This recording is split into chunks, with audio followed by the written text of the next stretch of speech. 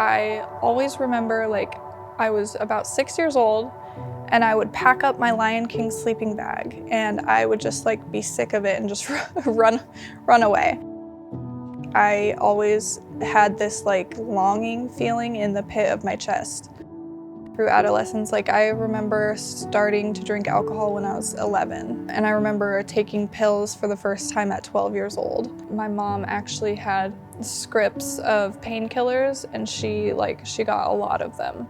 So if I went and took a handful of pills, nobody noticed. I just remember just always craving that. I was introduced to meth by just the friend group I was in. It started popping up more and more. The deeper I got into using meth, the more twisted things in my mind became. And I kind of started this path of self-destruction, started to lose all of my family one by one. I remember relapsing on IV meth use with the sole intention of trying to get someone to save me. And at that point, when it didn't work, I just didn't care anymore. I didn't have my kids, I didn't have anywhere to live. So I got arrested, I went to jail. I was just happy to be there, happy to be eating. I remember getting into the back of a sheriff's car and pulling up to House of Mercy. I didn't really know how to feel. I feel like I was really numb at that point, but it felt hopeful. It felt like a new beginning. It kind of is moving and emotional. There was a lot of things to learning how to be civilized again almost. House of Mercy offers an individualized program so clients can stay as long as they need to in order to achieve their goals.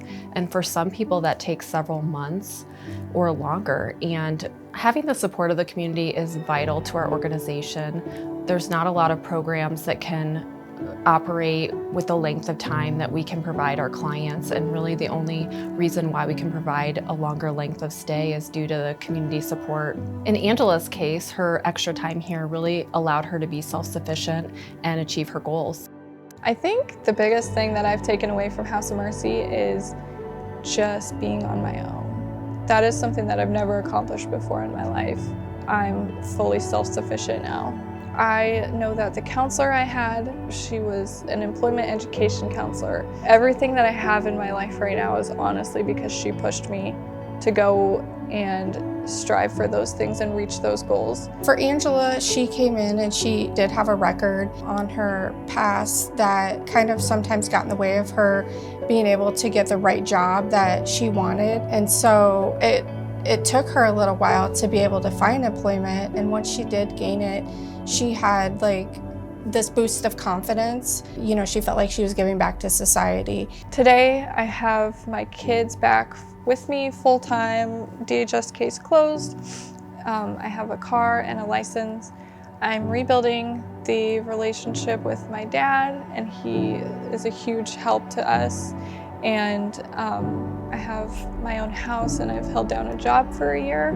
Angela's story really represents any of our client stories at House of Mercy.